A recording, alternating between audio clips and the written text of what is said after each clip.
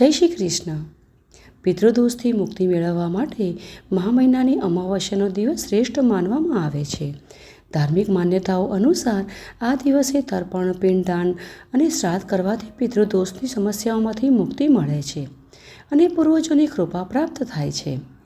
હવે આ વખતે અમાવસ્યા તિથિ 2 દિવસ વિદ્યમાન છે, સાથે જ આ દિવસે સૂર્યગ્રહણ પણ થઈ રહ્યું છે। તો ચાલો જાણી લઈએ કે આ વખતે મહા માસની અમાવસ્યા ક્યારે આવી રહી છે અને ધાર્મિક અનુષ્ઠાન, પૂજા, પિતૃતર્પણ માટે શ્રેષ્ઠ મુહૂર્તો ક્યાં રહેશે અને સૂર્યગ્રહણ હોવાના કારણે શું પિતૃતર્પણ, ધાર્મિક અનુષ્ઠાન, પૂજા પાઠ તેમજ સ્નાનદાન પણ કરી શકાશે કે નહીં, આ બધું જ આજના વિડીયોમાં આપણે જાણીશું। તો અંત સુધી અમારા સાથે જોડાયેલા રહેજો અને માહિતી સારી લાગે તો લાઈક કરજો અને તમારા મિત્ર અને પરિવારમાં પણ શેર કરજો, જેથી કરી તેઓને પણ આ માહિતીથી લાભ પ્રાપ્ત થઈ શકે। સાથે જ જો તમે આ ચેનલ પર પહેલીવાર આવ્યા છો તો આ ચેનલને સબસ્ક્રાઇબ કરવાનું ના ભૂલશો ને બેલ આઇકનને પણ પ્રેસ કરી દેજો, જેથી કરી અમારા દ્વારા જે કાંઈ વેદ પુરાણોમાંથી લેવાયેલી પ્રમાણભૂત અને વૈદિક માહિતીઓ તમારા સુધી સરળતાથી પહોંચી શકે। તો ચાલો સૌ પ્રથમ જાણી લઈએ કે મહા મહિનાની અથવા ફાગણ માસની અમાવસ્યા તિથિ ક્યારે ઉજવવાની રહેશે। તો વૈદિક પંચાંગ અનુસાર મહા મહિનાની અમાવસ્યા તિથિ શરૂ થઈ રહી છે 16 ફેબ્રુઆરીએ બપોરે 12:04 અને તિથિ સમાપ્ત થશે 17 ફેબ્રુઆરીએ બપોરે 12 વાગે। એટલે આ વખતની અમાવસ્યા 17 ફેબ્રુઆરીએ ઉજવવાની રહેશે અને દર અમાવસ્યા 16 ફેબ્રુઆરીએ। કેમ કે જ્યારે અમાવસ્યા તિથિ 2 દિવસ હોય ત્યારે પહેલાના દિવસને દર અમાવસ્યા કહેવાય છે અને બીજા દિવસે અમાવસ્યા મનાવાય છે। હિન્દુ ધર્મ અનુસાર દર અમાવસ્યાના દિવસે ચંદ્રદેવની વિશેષ પૂજાનું વિધાન છે। આ દિવસે સંપૂર્ણ શ્રદ્ધા સાથે ચંદ્રમાની આરાધના કરવાથી તમામ માનસિક કામનાઓ પૂર્ણ થાય છે। સાથે જ આ પવિત્ર તિથિ પર પિતૃઓની પૂજા, તર્પણ, સ્નાન અને દાન કરવું વિશેષ ફળદાયી માનવામાં આવે છે અને પૂર્વજના નિમિત્તે અનુષ્ઠાન કરવાની પરંપરાના કારણે જ આ દિવસને શ્રાદ્ધ અમાવસ્યા પણ કહેવાય છે। અને શાસ્ત્રો પ્રમાણે આપણા જીવનમાં જેટલું મહત્વ પૂનમનું હોય છે એટલું જ અમાવસ્યાનું પણ ગણાય છે। જીવનમાં સુખાકારી લાવનાર પવિત્ર પૂનમ છે તો વ્યક્તિને મોક્ષ મુક્તિનો માર્ગ બતાવનાર અમાવસ્યા તિથિ જ છે। ભલે અમાવસ્યાનો દિવસ ઘોર અંધકારનો દિવસ હોય છે, પરંતુ આ દિવસ આધ્યાત્મિક પ્રગતિ માટે સર્વશ્રેષ્ઠ ગણાય છે। અમાવસ્યાના દિવસે પૂર્વજોની પૂજા અને ભૂખ્યાને ભોજન કરાવવાથી બધા જ પાપો નાશ થાય છે। ઘણા શ્રદ્ધાળુઓ તો પવિત્ર નદીમાં સ્નાન કરીને વ્રત પણ રાખે છે। તેથી આ દિવસને સ્નાનદાનની અમાવસ્યા તરીકે પણ પૂજાય છે।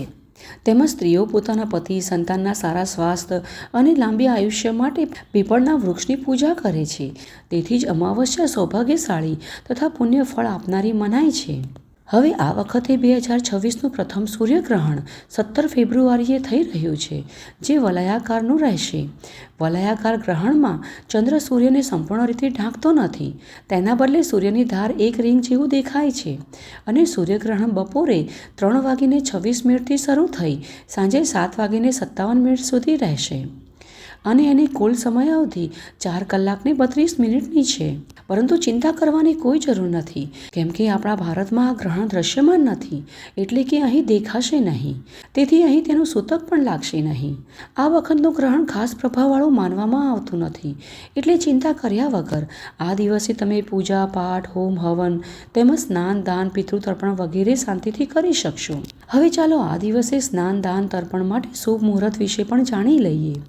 તો આ દિવસે બ્રહ્મ મુહૂર્તનો સમય રહેશે સવારે 5:16 થી 6:07 વચ્ચેનો અને અમૃતકાળ સવારે 10:39 થી બપોરે 12:17 સુધી રહેશે તથા વિજય મુહૂર્ત બપોરે 2:28 થી 3:13 સુધી રહેશે તથા ગૌધોલી મુહૂર્ત સાંજે 6:10 થી 6:36 સુધીનું છે। આપણા શાસ્ત્રોમાં અમાવસ્યાનું વિશેષ મહત્વ બતાવવામાં આવ્યું છે। આ દિવસે સવારે વહેલા ઉઠી સ્નાન કર્યા પછી સૂર્યદેવને અર્ઘ્ય આપવો જોઈએ અને તાંબાના લોટામાં લાલ પુષ્પ, અક્ષત અને જળ ભરીને સૂર્યદેવને અર્ઘ્ય આપવું જોઈએ। ત્યાર પછી કાળા તલ અને જળ લઈ પિતૃઓને અર્પિત કરવું જોઈએ અને પિતૃઓને તર્પણ કરતી વખતે ખાસ ધ્યાન રાખવું જોઈએ કે તમારું મુખ દક્ષિણ દિશા તરફ હોવું જોઈએ। ત્યાર પછી દેશી ઘીનો દીવો પ્રગટાવીને ભગવાન શ્રી હરિ વિષ્ણુની પૂજા અર્ચના કરવી જોઈએ। મંદિરમાં અથવા જરૂરતમંદ લોકોમાં ગોળ, તલ, ધાબળો, અનાજ અને ધન વગેરેનું દાન કરવું જોઈએ અને આ દિવસે કેટલાક વિશેષ નિયમોનું પણ પાલન કરવું જોઈએ। જેમ કે આ દિવસે ઘર અને મંદિરની સફાઈ વિશેષ રૂપે કરવી જોઈએ, તેમજ માંસ, મદિરા, ડુંગળી અને લસણનું સેવન ભૂલથી પણ ન કરવું જોઈએ. કોઈ વિશે ખોટું ન વિચારવું જોઈએ અને વાદ વિવાદમાં કદાપી ન પડવું જોઈએ. સાથે જ આ દિવસે વાળ અને નખ કાપવા વર્જિત મનાય છે. આ દિવસે ખાસ કરી શુભ અને માંગલિક કાર્ય ન કરવા જોઈએ, જેમ કે લગ્ન, ગૃહપ્રવેશ, મુંડન, સગાઈ વગેરે. આ દિવસે બ્રહ્મચર્ય નિયમનું પાલન કરવું જોઈએ અને બને તો તુલસીના પાન તોડવા ન જોઈએ. ખાસ કરીને અમાવસ્યા પિતૃદેવને સમર્પિત હોય છે.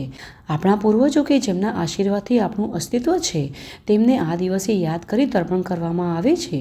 પવિત્ર નદીઓમાં સ્નાન, શ્રાદ્ધ અને પિંડદાન દ્વારા પિતૃઓની શાંતિ માટે પ્રાર્થના કરાય છે.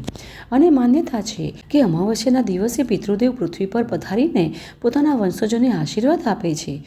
જે વ્યક્તિ આ દિવસે શ્રદ્ધાપૂર્વક દાન પુણ્ય કરે છે, તેના જીવનમાં ધન, ધાન્ય, આરોગ્ય અને સમૃદ્ધિ આવે છે.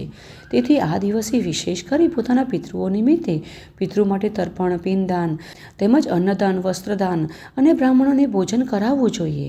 અને પિતૃઓ માટે જે કાંઈ વિધિ કરીએ ત્યારે આ મંત્રનો જાપ કરવો જોઈએ. ઓમ પિતૃ દેવતાય નમઃ. આ દિવસે વિશેષ કરી ગાયોને ચારો ખવડાવવો જોઈએ, કીડિયારું પૂરવું જોઈએ અને ભૂખ્યાને ભોજન કરાવવું જોઈએ. સાથે બ્રાહ્મણોને દક્ષિણા પણ આપવી જોઈએ. મહિનાની અમાવસ્યાના દિવસે પિતૃઓની પૂજા આરાધના કરી દાન પુણ્ય કરવા માટે આ દિવસ ઉત્તમ મનાય છે. અને પિતૃઓ નિમિત્તે આ દિવસે કરવામાં આવેલું દાન અને બ્રાહ્મણ ભોજનથી પિતૃઓ તૃપ્ત થાય છે. અને જો કોઈ પિતૃદોષ હોય તો આ દિવસે દાન પુણ્ય કરવાથી, શ્રાદ્ધ કરવાથી તે દૂર થઈ જાય છે.